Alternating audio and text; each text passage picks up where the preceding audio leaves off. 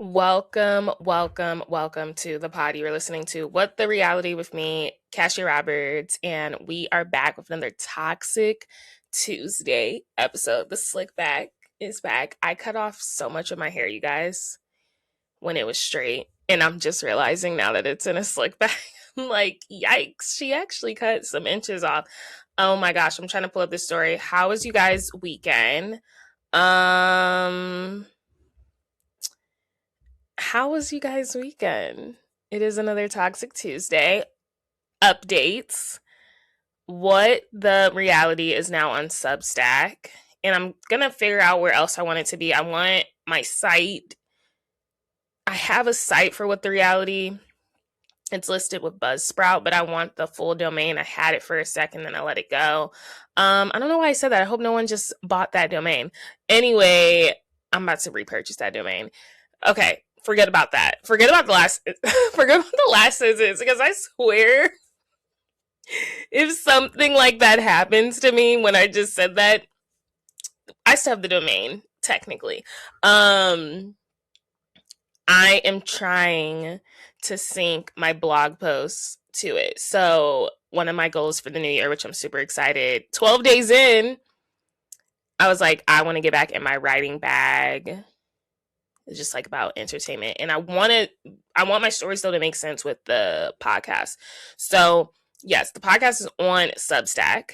I'm going to try to remember to upload episodes to Substack, which is difficult. I wish there was a way to sync it, not like manually have to go in and enter it. But typically on Tuesdays, I'm going to try to, or like that is like my goal, is to have a new story out. I'm going to try Tuesdays. It just depends, like whatever I'm talking about. So in this episode, we are doing a Salt Lake City deep dive in general of the whole season. I told you guys last episode that's what we focus on. I also want to talk about Traitors. I want to talk about The Valley. That was a really good premiere, Persian style. We're not doing our typical Potomac and Married to Medicine. I watched both of those episodes, and if I'm being honest, there's not much to really talk about. But I did really want to talk about Salt Lake City because I'm always missing it, because Salt Lake City just so happens to premiere on Tuesdays when this is getting to you. So it's like the episode's always delayed. It's like, sorry. Either way, make sure you check out What the Reality.substack.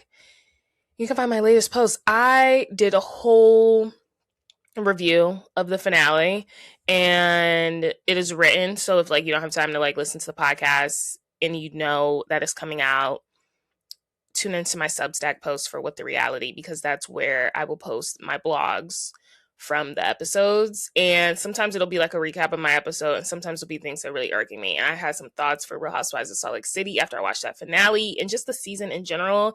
I just think it's overproduced, overhyped, corny, tired, overplayed. A lot of things. So I get into that. Make sure you guys tune in to the Substack. It will be up when my podcast episodes are up, which are always Tuesday, early, 4 a.m., depending on who you are. I do 4 a.m. because I'm a workout girly, so sometimes I'm up at 5 a.m. And depending on the platform you use, it takes like an hour to like upload. Like I know for Apple, it takes like an hour to show up. Spotify thing shows up instantly, and I'm an Apple girl. So yes, I post at like 4 a.m. I could for real start posting at like 1 a.m., 2 a.m. because people live lives. You guys all live different lives, right? Very different lives in my Lisa Barlow voice. But yes, I'm super excited for you guys to read that. And I dig deep into the Salt Lake City finale and why I think it's a waste of time. I'm going to promote it. I don't know. Like, I was just like, where do I want to post this at? So I was like, I guess I'll just do Substack. But soon What the Reality will have its own site where you can link to all the blog posts and stuff. I'm just trying to figure that out because it's honestly a mess, like building another site today. I'm just like, I physically cannot. And I just want there to be a way that I can like sync all the podcast episodes together. But let's get into these reality topics. Like I said, we're going to do a full deep dive into Real Housewives of Salt Lake City finale. And I'm just going to give my thoughts, and I'm going to give my rating in general. And if you want more of that, definitely read my article that is coming out on Substack. And we're going to talk about the Traitors briefly. I watched the Traitors when it came out on Thursday. I watched the first episode and I was like, finished it on Friday. So we're going to talk about that. I'm going to talk about the Traitors. Spoiler alert, you guys, we're talking about the Traitors. If you have not watched it, you should pause it and go listen to one of my other episodes. perhaps What's the Reality on Jersey Shore Part 2. I'm currently in a Jersey Shore binge right now because I've never watched like beginning to end, but I know what it's about. So yeah, spoiler alert, I am revealing the Traitors, and then we're going to talk about The Valley. So it's going to be different. No Married to Medicine, no Potomac. I might talk about it the next episode, but I was really impressed with the Traitors in the Valley. So format's kind of changing now that Traitors is out, and yeah, I'm just gonna pick and choose what shows I really want to talk about. And like I said, there was nothing really with Potomac. What we are gonna talk about though, I might as well just hop right into it for Potomac in terms of reality topics. The seating chart is out, and you don't know how happy I was that Giselle Bryant was dethroned, because I feel like it's very rare Giselle Bryant gives us number one seat reunion behavior, season behavior. I feel like it's really rare. I feel like Giselle is Andy's Kyle Richards, even though I feel like Stacey's becoming his Kyle Richards of Potomac, and it shows because Stacey did get, the first seat. So we have Andy, of course, and then we have Wendy. I wasn't sure if it was going to be Wendy or Stacey that was going to be, first seat with Giselle, because it just seems like Giselle's always first seat, right? So I just didn't know, and I thought if it was going to be Wendy, obviously he was going to put Stacey next to Wendy because she needs that support. Regardless, it didn't happen that way, which I'm shocked. It's actually Wendy, Stacey facing each other, which I'm shocked because normally the two people on opposing couches are beefing, right? It's like, this is my couch, this is your, but whatever. I'm glad either way Giselle Bryant is dethroned. I just am. I can't say it more than that. We got Wendy, we got Giselle Bryant, we got Tia, and then we got Monique. Monique, I'm going to give you the angel hand. I did watch the episode. We're not talking about the episode, but I will say briefly, Monique is projecting. If you want to learn about my thoughts, since I'm not discussing in the podcast, make sure you check out my TikTok with The Reality. That's where I give a lot of my unfiltered opinions as well that did not make it to the podcast episode, or I just want to keep talking about it, so I'm going to bring it from the podcast episode. I'm going to talk about Potomac and Married to Medicine on TikTok, along with this Salt Lake City finale that was anticlimactic. That's all I'm going to say. Other side, we got Stacey, Ashley, Kay. Oh my gosh, I almost forgot her name. Angel. That's appropriate. Now, something happens, right? Karen comes in for the second half, dethroning Stacey, putting Stacey there. And then I'm pretty sure Jossie comes out the second half, and she's going to go after Monique. Period. So it's making even more sense, because now Wendy's going to have to look at Karen in the face. With that smug face, Wendy, what are you going to do? Because now you are in worse legal troubles than her. What are you going to do when you have to look at Karen Huger in the face back from prison? I don't know. What is she going to do?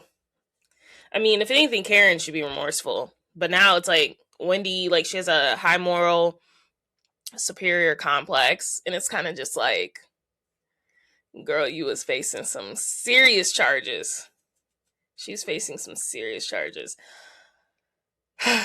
Potomac seating chart aside, I am satisfied. I don't know how Ashley got second seat, but I think the only reason she got second seat is because Stacey was first and Wendy was first. If they were doubling up and then they just still wanted to put Giselle because she's the Kyle Richards, even though I think Stacey's the new Kyle Richards, I think that Ashley would have been third seat because she doesn't deserve second seat. And I'm shocked that they put Ashley next to Stacey because she does not like her. If anything, I would have put, I don't know. Stacey don't have a lot of friends besides Wendy that can go next to her. So I guess, like, out of all of them, it would be Ashley that's the most bearable. Okay. Summer House will be premiering soon. Are Kyle and Amanda together? I don't know. I'm getting very weird vibes, but Kyle is living his best life. He is now a DJ. What is it with everyone in the Bravo universe suddenly wanting to become a DJ? Is DJ James Kennedy still DJing? Like, is that a thing? I've went to him before. I've seen the Countess, even though she's not a DJ, but I'm just saying, like, entertainers. And I've seen Maddie. I've seen Maddie because she's opened up for DJ James Kennedy. Not my type of music. I prefer Pauly D. Kate Renata. Kyle's going on tour. I don't know. I just think it's like the most lame thing ever. Like, are you and Amanda good? Go save your marriage. But I don't think they're together. I just think Kyle is the type of guy. I think Amanda genuinely thought, oh my gosh, I'm dating someone 10 years older than me. Yes, I met him out, but surely he'll want to get out of the club once he hits a certain age. And I just feel like that's why you can't fall in love with people's potential. Believe who they are when you meet them. Yes, you can grow with someone, and I say this as a single GDI, a goddamn individual. Okay? I say this as a single GDI. However, I just don't believe in the BS of falling in love with someone's potential because you're never really in love with that person. I think Amanda fell in love with the potential that this man would eventually grow out of partying. He would become the man she's looking for. You know, he's older than her. They would have that security. I'm not saying they don't. I mean, they own a whole floor in an apartment complex. There's some security. But even with like the whole lover boy thing, like he didn't really want her going off to do her own thing. I don't know. I am curious if they are together right now because it's not giving that they are together. I would be shocked if they are together. Shocked. What did Doja Cat say? Don't be shocked. Are you shocked? I'm shocked if they're still together. But I say that every season, and every season they end up being together. Regardless, he's touring. He's going. Okay. I was like, wait, where are these places? I was looking at the locations. I was like, where's Blue? Okay. What is AB? What does that mean? Calgary, AB. He's on tour now. Like, he's on tour now. What is Calgary? Oh, he's in Canada. AB. But what does AB mean? I mean, it's Calgary. Alberta, Canada. So he's in Alberta, Canada, not Toronto, not Ontario, not Quebec, Calgary. Okay. What the heck is he doing there? And then he's in Edmonton, Alberta, Canada. Then he's in Toronto, Ontario. Then he's in Everett, Massachusetts. Then he's in Mashantucket. I've never heard of Mashantucket, and that's in Connecticut. I've heard of Nantucket. Then he's going to Dallas. Then he's going, okay, maybe Mashantucket is in Charlotte because I'm Googling these places. Mashantucket. I think that's it's in Connecticut. Not me saying Charlotte.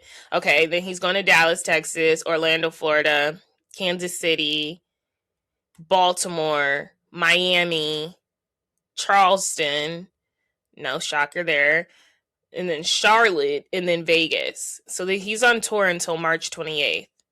So he'll be on tour when I think Summer House premieres sometime in February. That's interesting. I wish the best of luck to Kyle. I'm team set yourself free. I think Amanda's been over that relationship for a while. So I've been team get over that for a minute.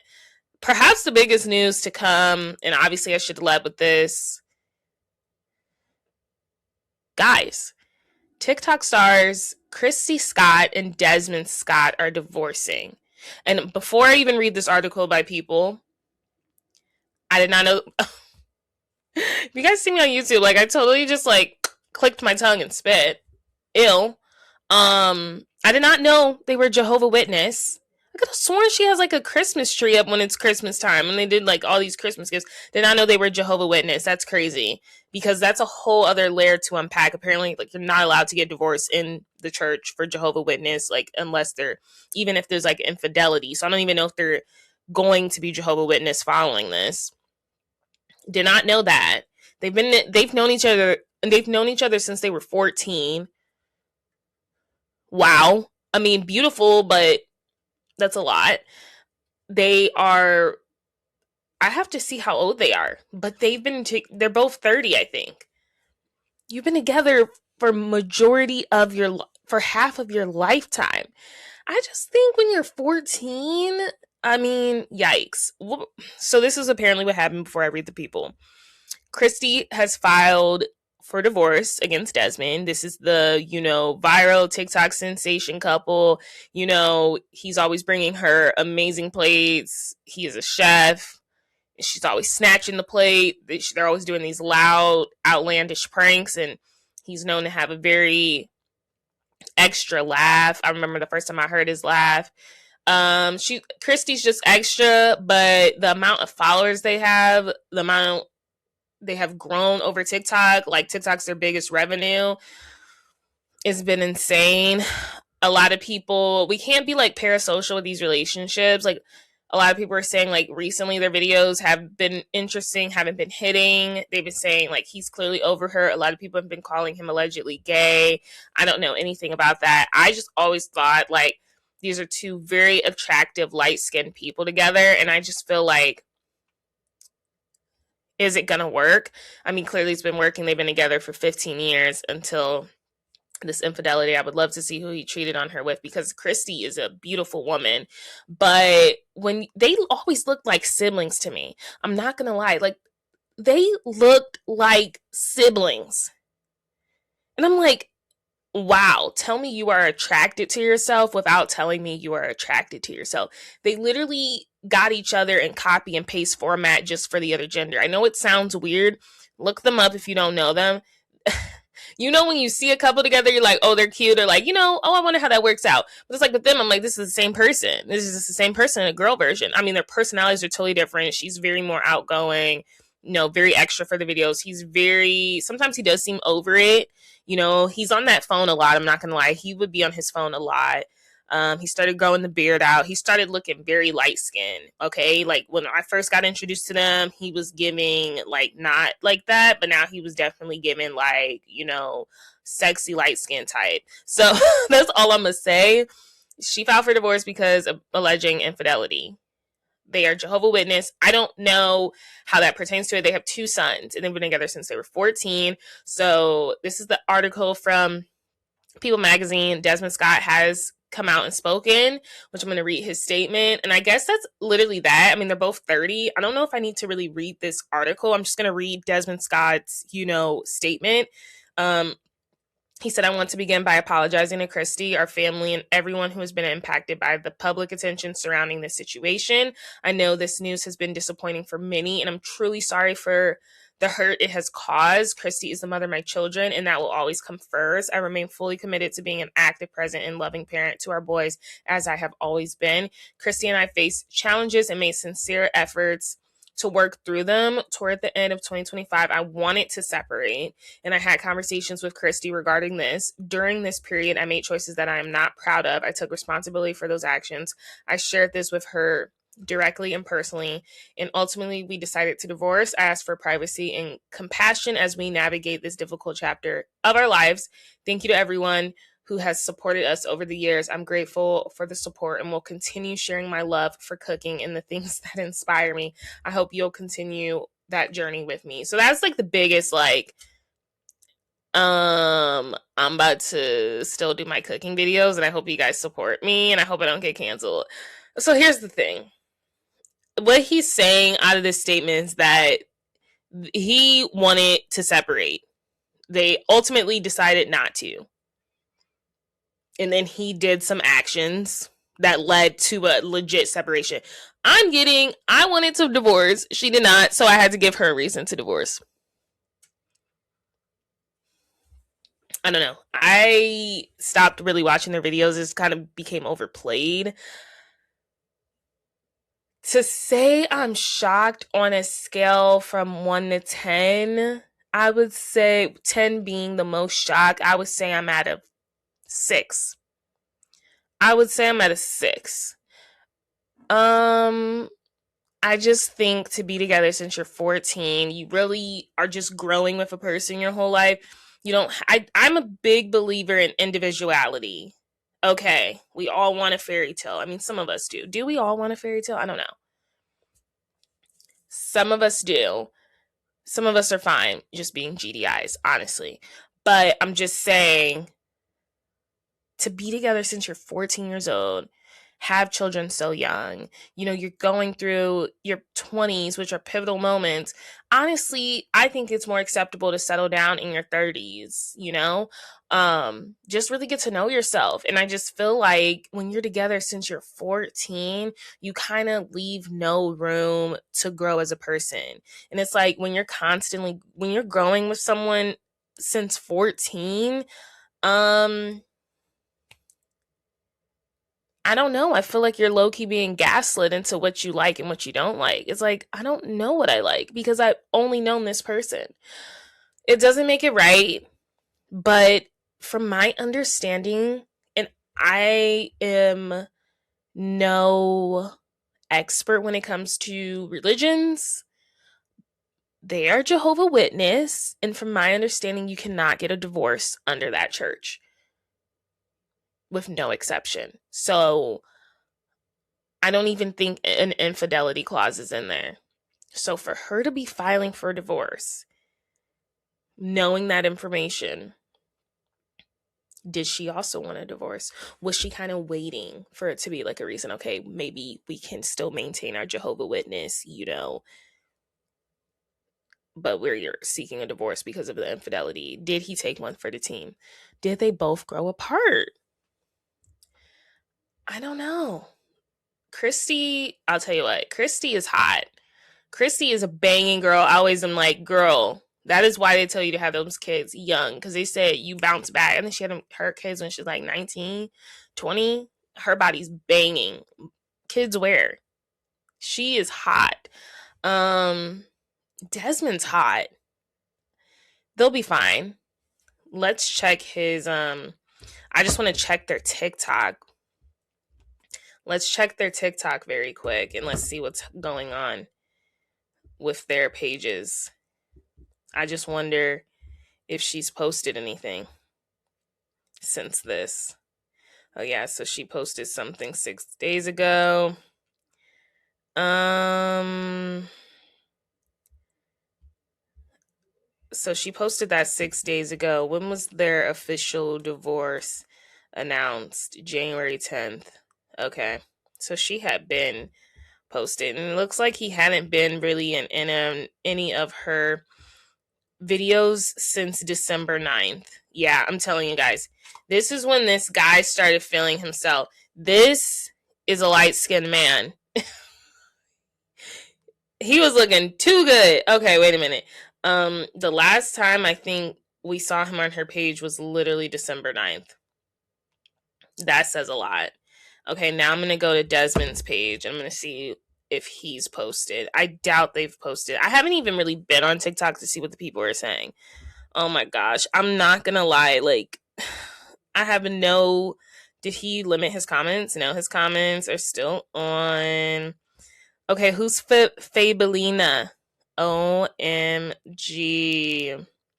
Fabelina? Who is that? It says that he's been cheating with Fabelina. I don't know who that is. I think that's maybe like a fake name.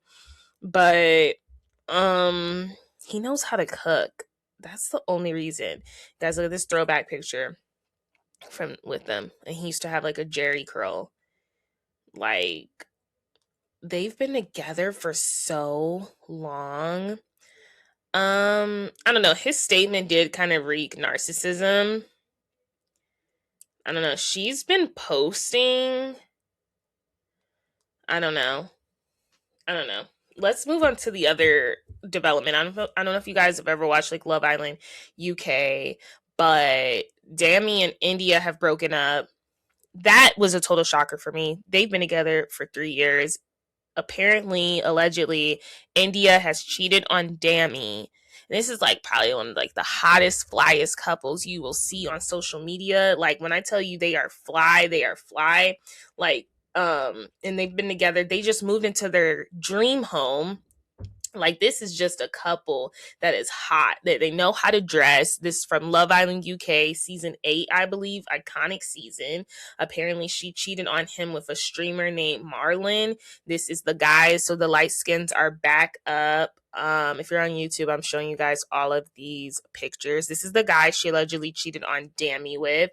So here's the gag. This is Dami. This is a hot couple, like a hot black couple, a hot couple, period. Like fashion killers, ASAP Rocky. You know what I mean? Like they are a hot couple. This is hot. I don't know how many times I can say that. So it's just shocking to me. A hot black couple. Like, oh my goodness, they're fly. So Indiyah also hosts like the after show for Love Island, After Sun, and then she also will be hosting for like All Stars, which we're gonna get into. A lot of Love Island updates today. So apparently she cheated on him with that light-skinned guy I showed you guys, who is a streamer. I don't know what's up with the streamers. The streamers are bagging baddies. There is a video of Indiyah making out with this man, and this is giving, they said it was like giving December 3rd. It was like a couple days right before Dami's birthday, and apparently the streamer also had a girlfriend, but apparently they were broken up. So here is the video. I'm just gonna play it. She is making out with that guy, if you guys can see. And I will just say the person recording this, yeah, she just made out with him. I will say the person that recorded this is a black woman, and apparently she sent it to Dami, and then she sent it to the blogs or something. And I just want to say this is what the woman looks like that recorded this. If you're on YouTube, let me know if you guys saw that. That is what the woman looks like.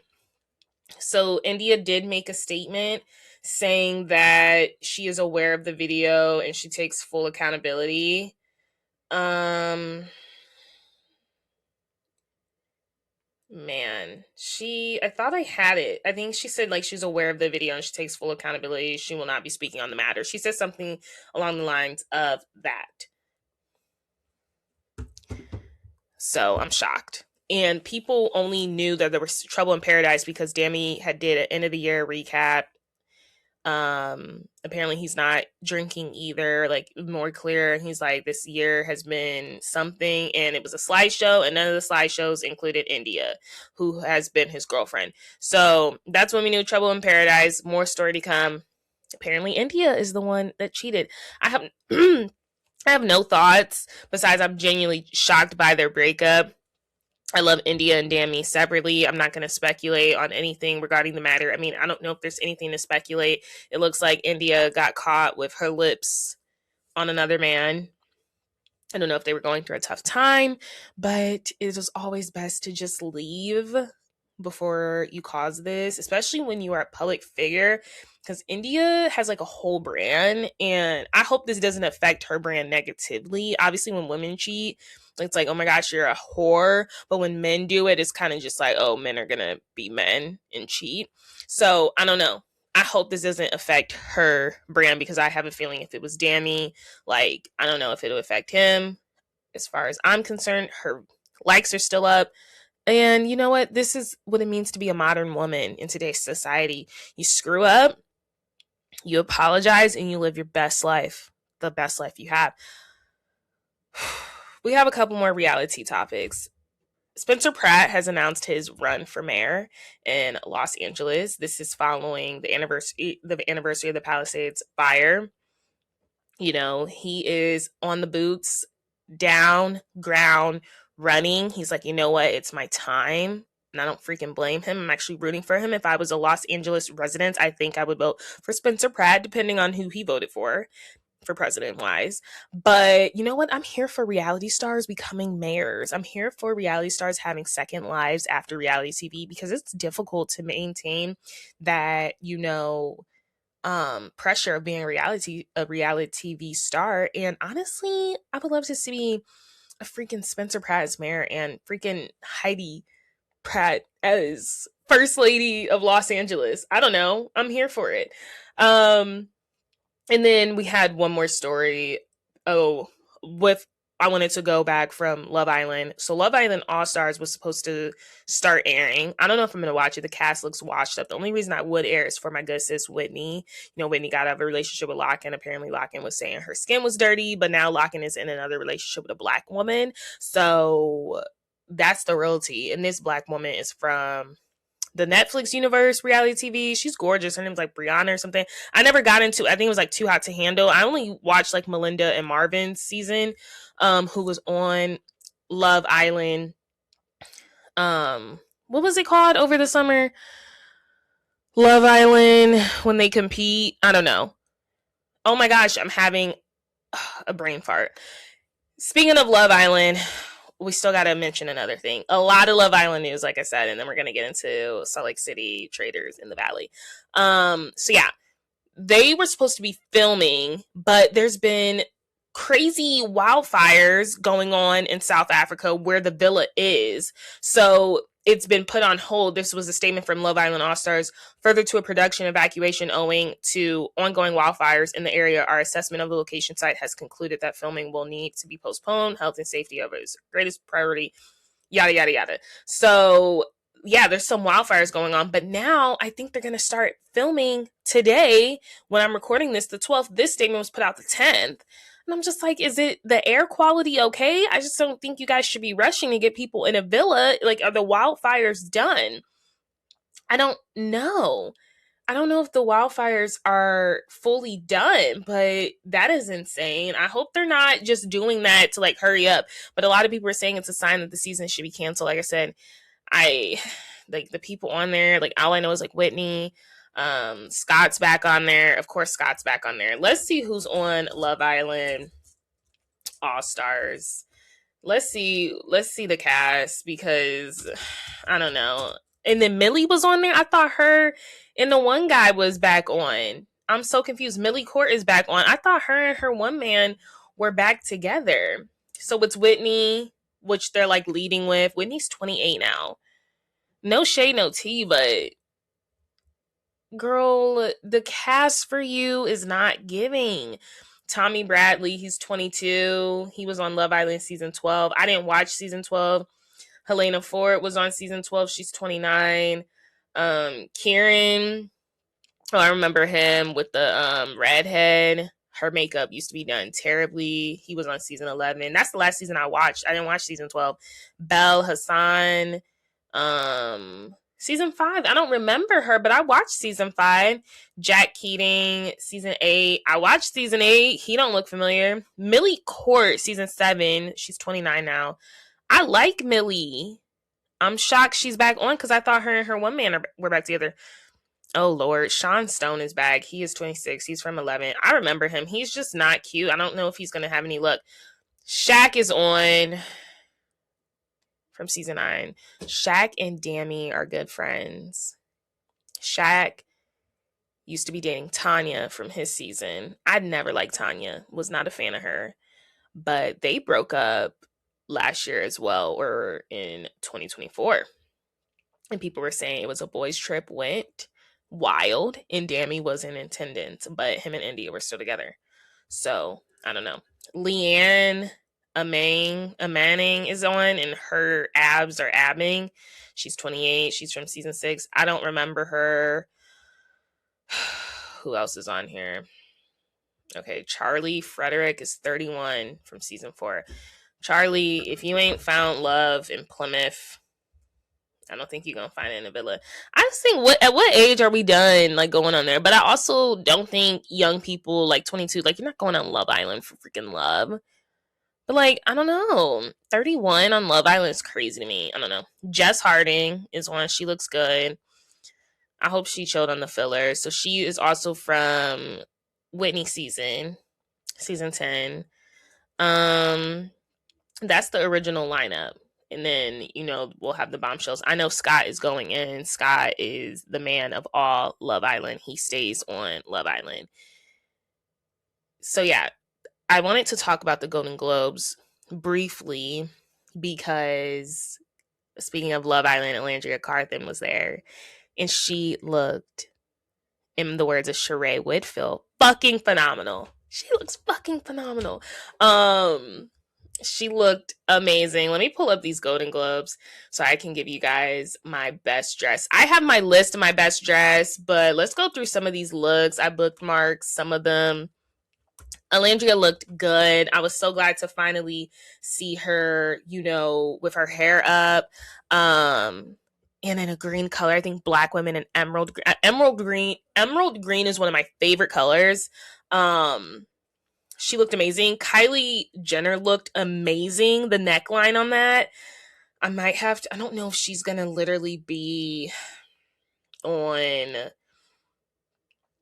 I don't know if she's gonna be on, where's the page 6? Because I'd rather just go to page 6. Not the best looks, because I can't trust everyone's best looks. Like, I just want to see what page 6 was reporting on. Kylie Jenner looked really good. Her neckline looked amazing. I don't know if she made the red carpet, though, but she wasn't in attendance. I think, in terms of my best dress, it was definitely Olandria. Olandria, she just looked really elegant. She looked like she belonged on the red carpet. Tiana Taylor was one of the best dressed for me. Kate Hudson's my girl. One of my favorite actors. Her and Anne Hathaway is, like, when I say, like, one of my favorite actors, I mean, like, no lie, like, seriously, Black, white, those two girls are, like, one of my favorite actors. Anne Hathaway and Kate Hudson. Jonathan Bailey looked good. Bridgerton, I loved his all-white ensemble. Miley Cyrus looked good. You know who I was shocked that looked good finally? Because she's been on the freaking Wicked press tour. When Clock That Tea, Wicked didn't win anything. I think people are fed up with Wicked and the whole weirdness stuff that's going on. Ariana Grande looked good. She's back to her brunette. She's back to looking like herself. And then Maura Higgins, Love Island royalty. Like I said, Love Island is doing it. Okay, Selena Gomez. Let's just get into some of the looks. I'm gonna show if you guys are watching me on YouTube. Okay, so we have Haley Steinfeld, but the thing is, do we have what they're wearing? Okay, we have Haley Steinfeld. So the people are making, like, a big deal out of this. I don't know if you guys could see, if you're on YouTube. People are making a big deal out of this because I guess her husband was playing like a super big game and she wasn't there, but like she literally has to go to Golden Globes. She's showing off her baby bump. I mean, her hair looks amazing, but I just thought the dress did not look good. I don't like to knock my Black queens, y'all. You know who looked terrible? Ryan Destiny, and I'm shocked. They bleached her hair. She was blonde, kind of like golden brown. She had this yellow dress on, like she was freaking Jill Scott golden. It aged her. The look aged her. If we have it, I'll show it. This is Selena Gomez. I just feel like we've seen this before. Nothing spectacular. Tessa Thompson. This green is gorgeous. I just don't like the train. I think it looks a little cheap. Tiana Taylor. This is just the back of the dress. If you guys saw the front of the dress, like her body's insane. Kate Hudson, this is who I was saying. I thought she really killed it. I loved her dress. Like, it was beautiful. Charlie XCX looks really good as well.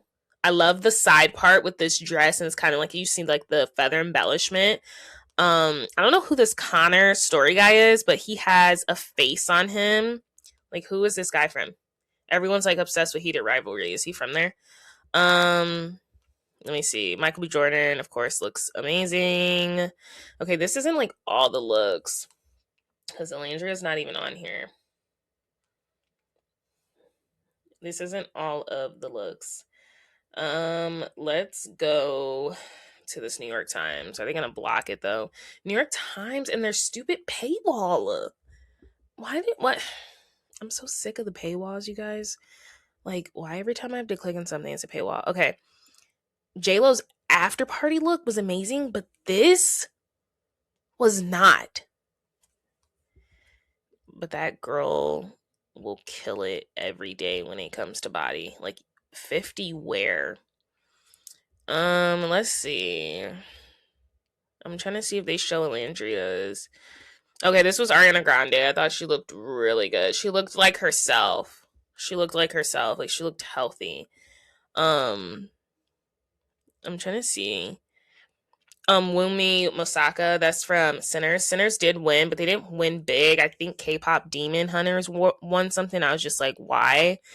Um, you know who I'm obsessed with right now? Glenn Powell. Like, I watched Hitman. I talked about this a couple episodes ago on my pod, and I've been like obsessed in everything he's acted in now. Like, I really like him. Leighton Mester and Adam Brody are probably like one of my favorite couples. Like, the fact that I haven't seen Blake Lively and her man at anything is crazy. Like, they've kind of been blacklisted ever since that It Ends With Us stuff, and now I'm seeing like Leighton Mester and Adam Brody everywhere. But I don't like what Leighton's wearing. Leighton had another event that she wore something gorgeous. I don't like her dress at all, but whatever. But I just like them as a couple. And then there's Kirsten Dunst and Dax Shepard. I actually like love them. They're another one of my favorite couples. I don't really like her dress, but I think they're like a hot couple. Like, when I say like couples, I'm just like, period. Okay, of course, you know, Jenny Ortega looks amazing. I'm on E online, and you can see a little bit of like that face. And Tiana Taylor won a Golden Globe. Okay, I'm gonna have to pull up Olandria because that's the only one I don't think you guys have seen if you're watching me on YouTube.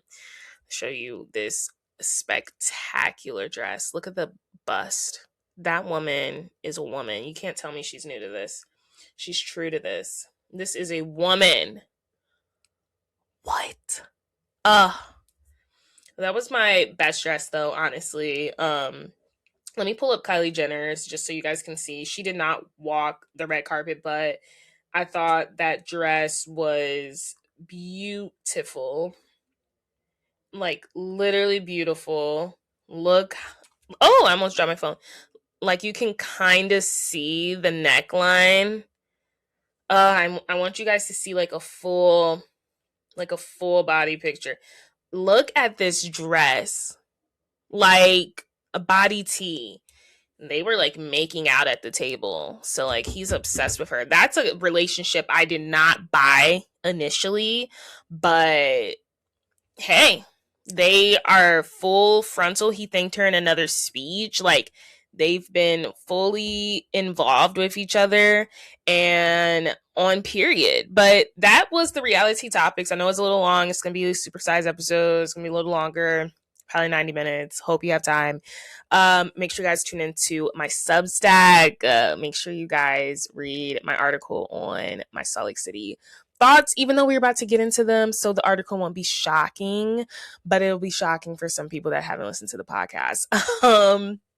Let's get into Salt Lake City first, and then we're going to wrap it with just, you know, something fun to talk about Traitors and The Valley vibes, if you guys should watch it or not. But I really want to talk about the Real Housewives of Salt Lake City.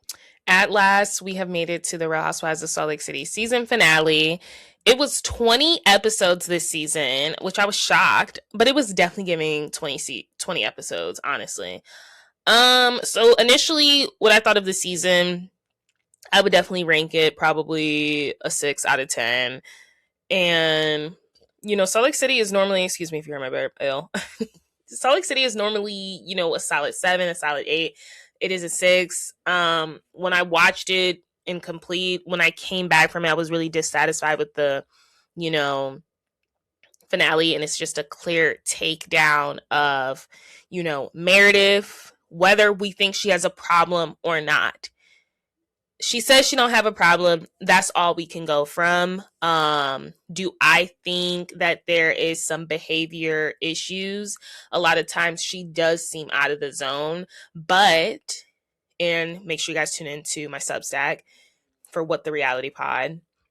I compare it also to Heather and Whitney. I do think Heather and Whitney also have a huge, not drinking problem, but on the Below Deck crossover episodes, they were completely wasted.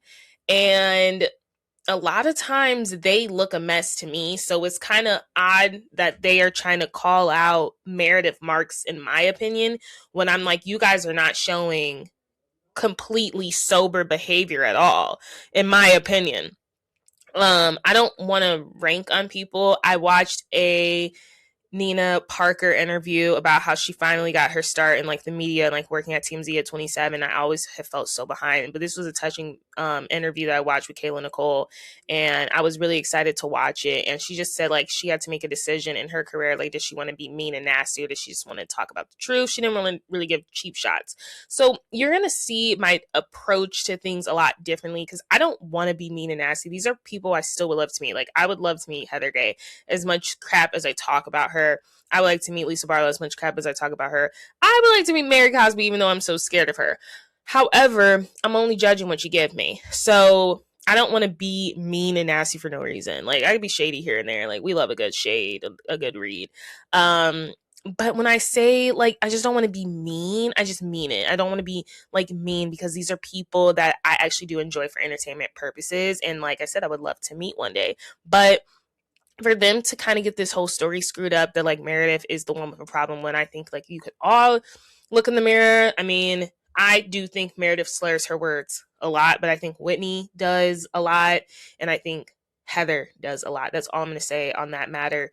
Those are the three, so it's just shocking to me that they are the ones doing that. And I will say like the only reason I ranked it a 6 out of 10, and it's like if I could show like Salt Lake City started off on such a high.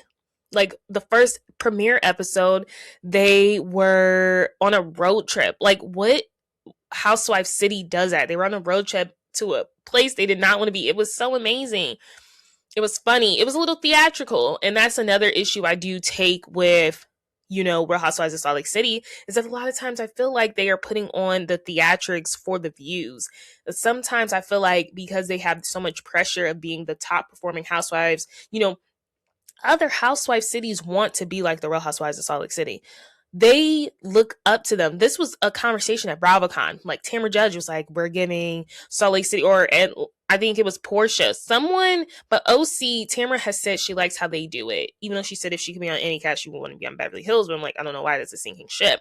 But she even said she likes the way they do it in Salt Lake City. They argue, they get over it, they're cool the next day. Like they don't hold on to grudges. And I will say Salt Lake City does that. And it's like, even Portia, she's like, we're giving Salt Lake City a run for the money. I'm so excited for Atlanta to return. Like, I really feel like Atlanta, they took a much needed break and they got it right. I'm really excited for the upcoming season. But in terms of like, everyone looks up to Salt Lake City right now. And that's an insane, immense pressure, which is why I think they are overdoing it at this point, even with the premiere, with them staging the raid, you know what I mean? And it's like, y'all keep trying to outdo yourselves when it's like you can't be replicated, right? The fact that Homeland Security was looking for Jen Shah on camera during season 2 or 3, that's something that can't be replicated. But for you guys to try to replicate it to get like a funny moment, it's kind of like y'all are coming off corny to me. And they came off corny to me during this finale when it's so clear. It's like we can't even get a nice wholesome moment of the ladies like, you know what, Meredith is finally crying, she's finally cracking under pressure, she's probably like, you know what, I do have a guard up, you guys are right, but it's because XYZ. And it's like not long after you have Heather and Whitney jumping down her throat. So the season finale, I just was like, it was so theatrical, and I just felt like Heather was waiting for every moment, but I think she was a little too toasted. She was waiting for her moment to kind of give us this speech that no one really wants. We don't need it, right? And she kept waiting for her moment. She's like waiting for the moment to deliver this speech about friendship, about dynamics, but she got clocked. So the biggest things that happened is that Angie hires this playwright, which I think was really smart. I think it was really different. I'm like, okay, like this is what I mean. Like Salt Lake City, you're just doing it differently. I just hate that they went to Greece, like one of the most beautiful places. Like, oh my gosh, I would love to go to Greece. And y'all spent y'all trip doing this. Like the trip in itself was not memorable. Besides the dress photo shoot, that's very memorable. And this playwright's going to be memorable. But y'all didn't have fun. It just seemed like the trip from hell. And it's like, you're in Santorini, Greece? what? Rick Ross got a song on that. Angie gets a playwright. Her name's Stella. She's like, I want a Greek tragedy. Sisters Assault. I don't know who wants a Greek tragedy about their life. But, she's like, let's end this trip on a high note. Ladies, just to impress, these are going to be stories about our lives. And, she gets this playwright, Stella. Stella is taking the notes from the girls about the other girls and about the perspective of themselves. And, the play happens and they are basically all getting read. But before the play even happens, there's a situation brewing with Bronwyn and Meredith. So I guess Meredith, Mary, and Bronwyn had hung out and, it was late. And, we had known the episode before that Mary, Bronwyn, and Whitney had a conversation about Meredith. Mary broke down how concerned she is for Meredith, which is why I say, yikes, what did they see on that airplane that we still have not seen and we're still never going to see? Because I'm like, if Mary is this affected, I'm just like, what happened? And I think it's like more scarier that like Meredith is playing it off like nothing happened. They're like, girl, something happened. But in Meredith's defense is like, we've been talking about this for the past 7 episodes. They've been talking about this ever since they got back from Below Deck's trip. This has been an ongoing conversation. It's been mentioned in every single episode. So that's why it's kind of just like, okay, I feel this exhaust. Because it's like, we've been talking about this literally since you guys got back from your last trip. So Bronwyn felt a type of way because after the ladies dispersed, it was a late night. Meredith had texted her. Apparently, Meredith had texted her saying, hey, can you come to my room? And then basically was trying to ask her, what were y'all talking about at lunch? Bronwyn is taking offense to this because she's basically like, you only want me to come to you off camera when you want some information from me. And Bronwyn, that's your own fault because why do you keep giving her the information? I mean, she's like, I'm really trying to build a friendship with you, but you're just trying to use me for dirt. And then you're throwing me under the bus with the girls because in her defense, in Bronwyn's defense, Meredith has thrown her under the bus. Like, Bronwyn will say something to her and it will get twisted to be used as dirt against the girls, like the whole Brittany drinking problem. And then there was the whole Whitney was talking about her. And then Whitney was like, well, me and you, Bronwyn, had a serious conversation about how we were concerned. It was not me talking about her. So I could see why Bronwyn was kind of like, dude, like every time I come to you for looking out for you, you kind of twist it and then you put me in a bad place with the ladies. So that's that. We have that. I understand that. But my thing is like Meredith is coming to you off screen. And apparently Meredith is saying that is not what happened. So I'm going to go on Twitter because I just saved this when I was on Twitter earlier because Meredith was on the Two T's in a Pod episode. And apparently, she said that that's not what happened. She said that what did she say? She said that like Bronwyn was coming to her because she was concerned how the reunion was going to go. So that's what she's saying. She said we didn't even talk about that. Bronwyn was coming to me because she was scared that this reunion was not going to be favorable for her, especially everything she didn't put out there about her relationship. That's what I think she had said on Two T's and Pot. And then there's something else. She's backing up Monica Garcia's claims about Heather having a drinking problem, allegedly. Because Monica alluded to this housewife having a drinking problem. It was a specific episode. You guys remember the episode? I think it was like maybe it was the season Monica was on, the Dixie stuff, maybe the Dixie Motel or whatever, wherein Heather's like throwing up in a trash bag. Apparently like Heather has like a DWI from the past from like driving while intoxicated too. So they're saying that Heather actually has an issue. And I'm also seeing that Meredith said on the podcast that Heather was upset when they were trying to do a Claire takedown on Lisa Barlow and Meredith wouldn't go on their side. So that's why she tried to go super hard on her on the finale because she was upset that they weren't trying to do a Lisa Barlow takedown. But I just don't think that Heather knows, like, girl, you was setting your own gravesite because your takedown is coming very soon. I think it'll be a Heather takedown next season, and I'm kind of here for it because she thinks she up here. She thinks because she had that one famous quote, people were talking about it, that she's like this amazing person. But I said ever since she got on Ozempic, she's become this like mean Regina George. And it's like Regina George was at least likable because she was real at the end of the day. Heather's not even real. That's what I'm seeing. Okay. That is what I'm judging it from. So we have that situation brewing with Brahman and Meredith. I honestly feel like the way Brahman brought it up to Mary, saying she was uncomfortable, she's like, I've got all these texts from Meredith. They showed a text message. It was one text, hey, are you still up? Can you come up? She wasn't berating you, like blowing up your phone. So I think that was a little weird to lie about. But the thing is with Bronwyn, and we're going to get into that because we're going to get into what Stella gathers from all the ladies about the ladies. You know, she reads the ladies for filth. She's like, this is who you are, and this is who the people around you think you are.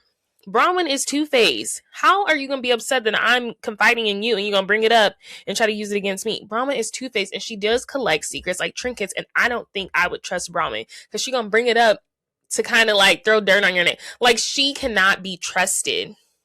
So this is basically what all the ladies essentially get said about each other. Heather gets clocked immediately about like using humor to cast her personality, because if she were to show any other emotion besides humor, it would make her too real. Right? And I was like, period, clock it. And then I guess they said about Bronwyn, she's perceived as two-faced when really she has no face. She cannot be trusted.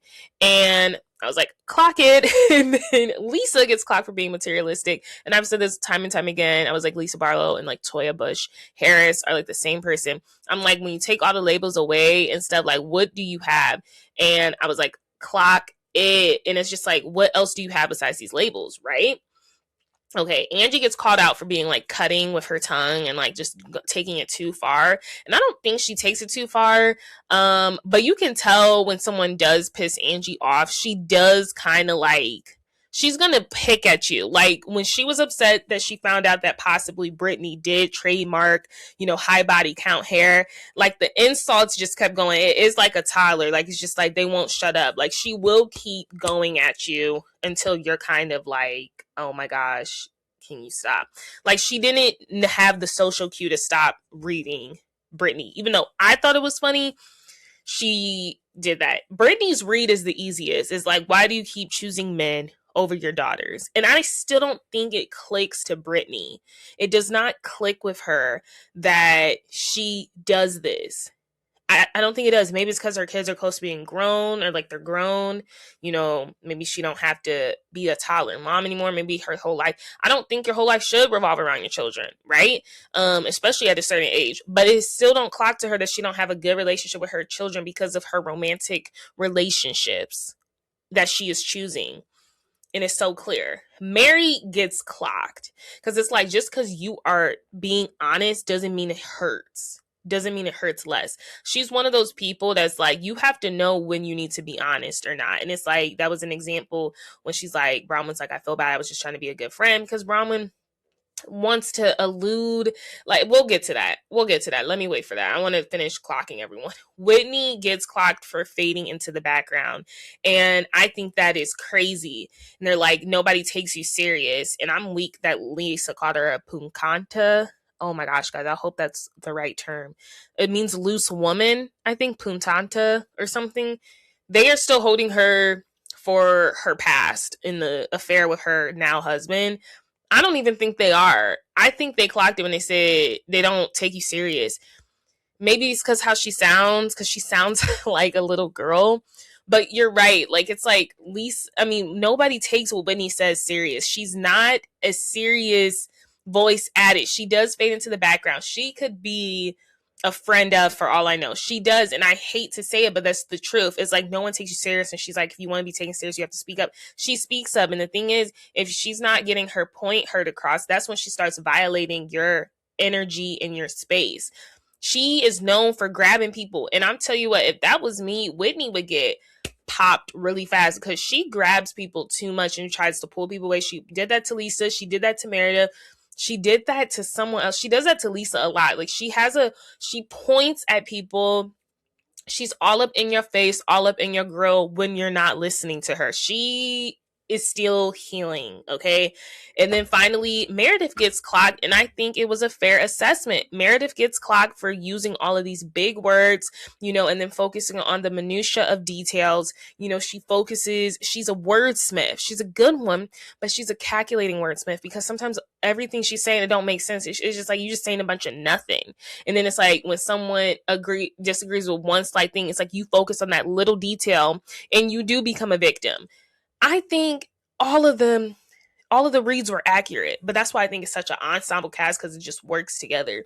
So we see that, Heather does admit, like, I do use laughing as a coping mechanism. And I think the biggest one for me was like Lisa finally giving us insight. Like, what does all of this materialistic stuff mean to you? And Lisa's basically like, hey, I had to grow up taking care of my little sisters. I had a lot of pressure taking care of my little sisters. She got sisters, right? So she said, now that I'm older enough and I've worked hard, I see these materialistic items as accomplishments. Like, I can afford this. I can do this. Like, I'm not in the same place. And you know what? I finally understood Lisa Barlow in that moment. And then who else? I think that she also realized, like, hey, I know I seem strong, but I do need y'all.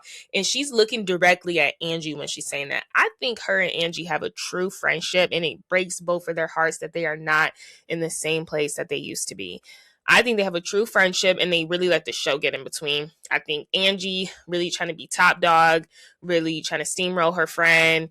And then I think Lisa tries to embarrass her friends. Like, I think they are both to blame, but she's looking directly at her when she's saying, like, I love you. I think her and Angie actually do have a genuine friendship. So I'm looking forward to them, because Angie can be corny and thirsty, in my opinion, but so can Lisa. So I'm like, why don't y'all be corny and thirsty together and get on? And then we have Meredith, or Bronwyn does admit to, like, she agrees that she had an accurate read of herself, because she's like, I don't even know what loyalty looks like, because my parents weren't loyal to me when I got pregnant. Todd, who I'm supposed to love, hasn't been loyal to me. So you're right. I probably don't give off loyalty. And I think that was a fair assessment for her. I think that was a very honest, true assessment to make in yourself and be like, you know what? I don't know what loyalty looks like. My thing is, before Meredith can even get out what she wants to say, and she's like, I was taught to use words very carefully. She's a lawyer, or I don't know if she ever practiced, but she has a wide vocabulary. So she's like, I've learned that words really can cut, they can heal. So it's just like, she tries not to make up stuff and just use things loosely. She tries to go by the fact, and sometimes she does focus on the the little details, and it can come off calculating. It can come off as just too much. And before she can even really finish landing her plane, because I don't even think she was being long-winded, you got Heather jumping in, but it's like, you're not this scorned person. Like, you're actually a badass who comes after us. You're not a victim. And that's why I'm like, Heather looked drunk AF to me. That's what it was. She looked drunk. So I'm like, you're the last one to be talking about this. And then we have Whitney hopping on. And then it becomes this whole thing. We don't even get around the whole group. Mary talks about how she was heard, like what she was said. But then it's like, you prove the point, because Bronwyn out of nowhere wants to bring up, she's like, I don't know if you're okay. I don't know. We're all concerned. That's what Mary was saying. And then Bronwyn's like, I don't know if it has anything to do with your relationship. I did see Seth out in New York City, and he was with another girl. And it was just like the total redirect. It was just kind of like, where are we going? Like, what did that have to do with anything? And Lisa clocked it immediately. She's like, are you literally alluding to Seth being with another woman? And she was like, well, I saw, or Mary's like, well, she saw it. And that's why people have kind of flipped on Mary right now, because they're like, how do you want all of this empathy for what you got going on at home? And you are handling Robert with so much care, your son, but you're not even handling your friend with care. And it's like, if they're saying Meredith has an alleged pill popping alcoholic problem, you're not handling that with nearly as much care as you're handling it with your son. You don't want nobody to talk about the son, but now you're over here throwing your friend under the bus, saying we're concerned. Like, that's just not the way you handle it. And Mary proves again to just because it's the honest truth doesn't mean it hurts less. Like, sometimes it's all about delivery, and Mary is weird like that when she don't understand when she needs to deliver stuff at the right times. And right now your friend is already getting dogpiled on. You're gonna add that element on it, and now you're giving Bronwyn the ammo to be like, well, she saw it. It's the truth. It's the honest truth. And it's just kind of like annoying. So I don't know. Bronwyn used that moment to really kind of stick it to Meredith. And Meredith and Lisa recognized what was going on. And were like, this is a toxic group. That's when I said Whitney tries to go over there. She tries to talk to Meredith to get her over. She tries to pull her over. I don't know. Heather is a mess, in my opinion. She looked a mess and she sounded a mess. So I don't know. I was left very unsatisfied because, like I said, to recap what happened this season, we have the first half dogpiling on on Lisa. And I will say this, that's why I love reality TV, because I'm like, I see all faults, right? I don't think anyone on this freaking reality TV is like perfect at all. So honestly, I could be team them, but still recognize they doing this girl wrong. Because I was team them in the beginning, because I do think Lisa is full of it. I do. But right now it's like, I do think Meredith could possibly have an issue or something, but clearly she's not ready to talk about it. And what are you guys about to do? She don't want to talk about it. Leave it alone. Something happened. We don't have the footage. Let's stop talking about it. And I'm shocked production didn't want to, let's not talk about it. Okay, this has been the content for the past 6 episodes, you guys. Let's not talk about it. We don't have the footage. We can't show the folks. There's only so many ways you can describe a freaking meltdown. I don't know. That was Real Housewives of Salt Lake City. If you want to see my other thoughts, tune into my TikTok, tune into my Substack, where I do leave a review of the anticlimactic finale. And let's move on to The Valley. The Valley was refreshingly really nice. I think I'm going to like it more than the original Valley, because I can't stand any of them. I love Gigi. Gigi's crazy. Gigi been having her parents take care of her whole life, which is crazy. So much she don't even got no credit. Let's introduce who was on there. So we have Gigi, MJ, Reza from Shahs of Sunset. Amazing to see them together. Amazing to see that they've worked it out. Because the last time we saw them, it was a state of contention. MJ had just had her kid. And, we still finding out that MJ's husband, Tommy's still not cool with her friends now, because she had fallen out with Gigi and Reza at the time, and he's still not cool with them. And this is 6, 7 years later. I think she had that baby in 2020, 2019. So he is still holding on to this, and he is not coming around the group.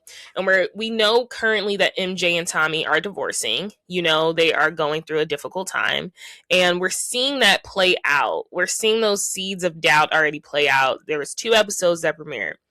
Okay, so then we got new folks. We have another Reza, and he's the only single guy of the group. I think he's cute. He's definitely F-boy, period. Whatever, it keeps the show interesting. And then we have Natasha Amir. Natasha is gorgeous. I think Persian people are just like gorgeous. Natasha and Amir are gorgeous, and their story is really interesting. So Amir was previously married. And it looks like Natasha used to work for a dental firm or something, as an assistant.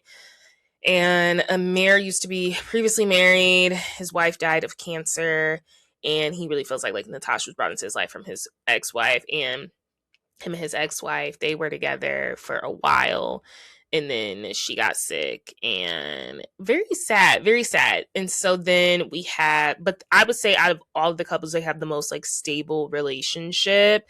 They have 3 kids under 5, which is a lot. Natasha looks great though. Very flawless. I really like them as a couple. They seem very humble. They seem very wholesome. They have a really good dynamic. And then we have Greg and Tanine. So this relationship seems very rocky, in my opinion, off bat. So it looks like Greg was the playboy, and Tanine was the one that got him settled down. And their relationship, how they really became serious, is very interesting, because she was in a terrible car accident. She had to have a whole skull surgery. insane.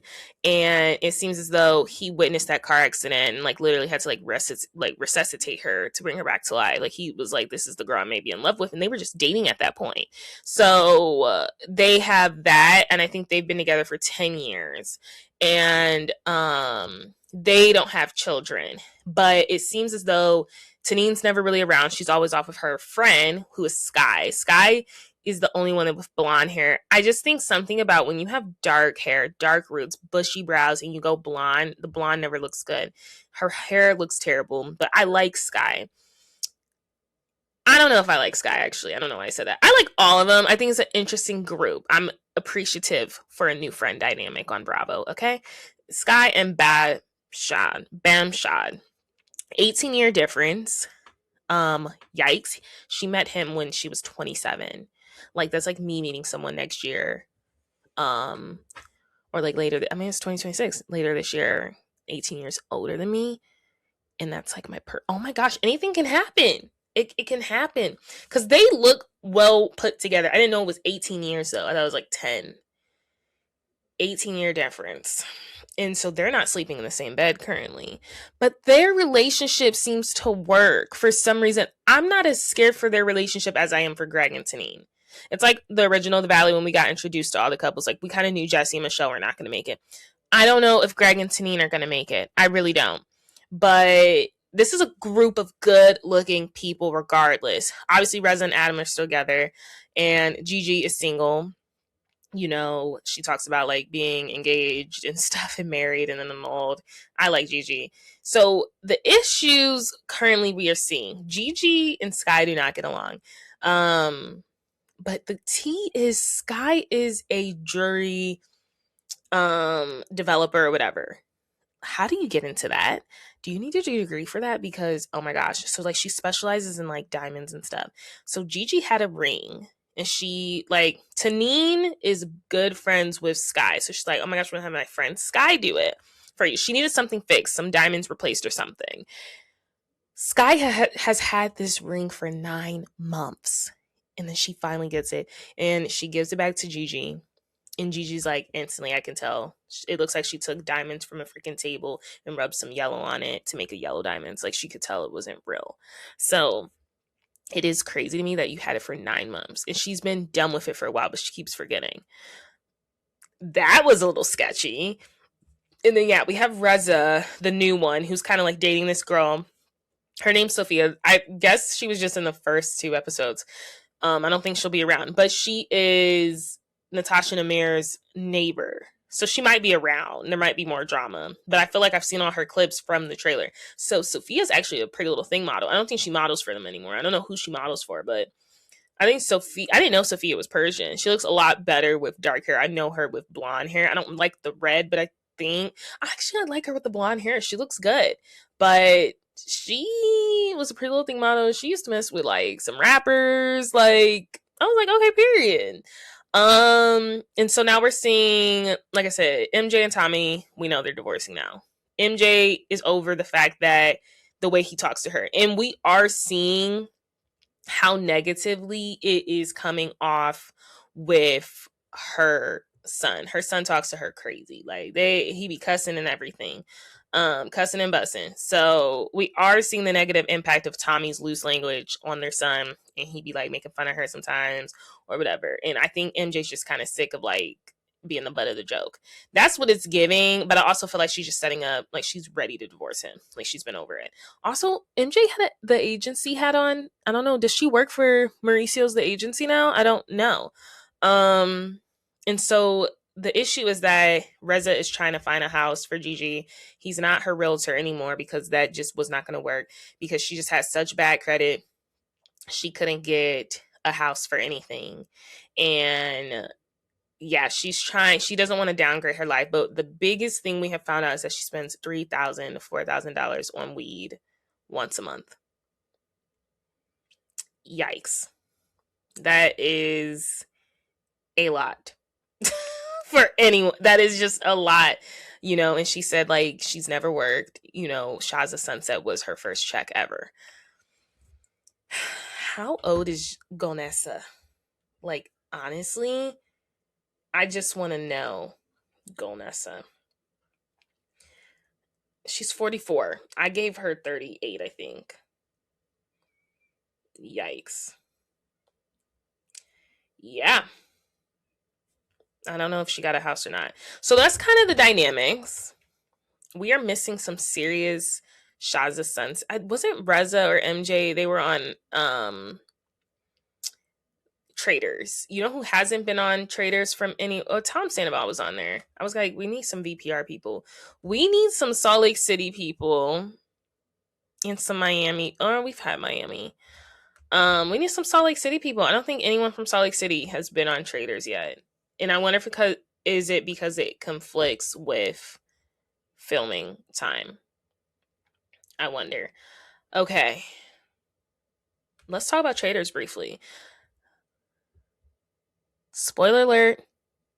The Traitors are Candace Dillard, Rob, I can't think his last name for Love Island, Lisa Rinna, and Donna Kelsey. I knew it was going to be all of them. I was hoping it was not going to be Lisa Rinna, though, because I just felt like Lisa Rinna, at least for me, would be obvious. It was so obvious that, you know, Candace didn't even know it was her, and she had already put her name out there. You know what I mean? I just felt like Lisa Rinna is a little too obvious, just like I thought Donna Kelsey would have been too obvious. So Donna Kelsey is the secret traitor. So the way they're doing Traitors now, and I really like the format, is that there was a secret traitor, and we didn't even know who the secret traitor was. Now, in Donna, spoiler alert, you guys, I watched all 3 episodes. Donna gets voted out before the Traitors even know she was a secret traitor because they were supposed to meet up with her. So that's what kind of sucks about being a secret traitor. I wonder if they're going to select another secret traitor and this is going to be the format, because I was always saying, like, last season is kind of like running stale. I was like, we need an element of surprise. I don't want to know who a traitor is, you know? It's kind of fun, or like it builds up some tension. So I wonder if there's going to be an opportunity for someone to be possibly selected as the secret traitor, you know, on a mission. And we won't know, and there's going to be a couple more episodes until we find out, or like, what if we really do vote out? But the only thing that sucks about being a secret traitor is like you're operating alone, but Donna Kelsey will go down in history as like the first secret traitor. But my thing is like this whole thing in the group, like people are saying like the Swifties are going to kill us if we kill off Donna Kelsey. I have been on Twitter. I don't know one Swiftie that really gives a damn that Donna Kelsey was a traitor and she got voted off. It was never a pylon. It was just giving. I thought it also, if Donna Kelsey got selected as a traitor, she would have been a dead giveaway. And the thing is, she didn't even know who she could dress to convince because she didn't even know who the other traitors were. So that's the only thing that sucks about being a secret traitor. But I feel like they set Donna Kelsey up badly for that one, because I felt like if anyone would be a good traitor, it would be her, because it's like, it would be a good one because no one would see it coming. But her energy really did shift. It was kind of like she went from Mama Bear to, oh my gosh, like, the auntie, you know what I mean? Well, not the auntie, I'm an aunt. She went from Mama Bear to like the grouchy granny. You know what I mean?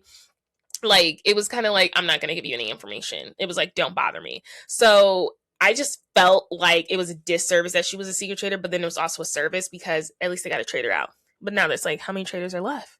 Did the traitors know? Did they turn on her? Like, it was so good. Candace's performance has been amazing. I'm going to be working on a story soon. How I just feel like the Traitors is the ultimate image makeover, recovery makeover. Like, because the way that Candace has all these fans now, I've been a Candace Dillard fan since day one. Cuckoo, yeah, a little extra, yeah, but she is amazing on this show, and I'm so glad she was selected as a traitor. I knew she would be selected as one. I just really had a feeling that her and Rob are going to be, so when they both got selected, I was like, on period. And it's so funny that Rob's like the only male, but Rob is in his bag too. I think Rob is going to go the distance. No one is going to know that Rob is a traitor because it's just so good.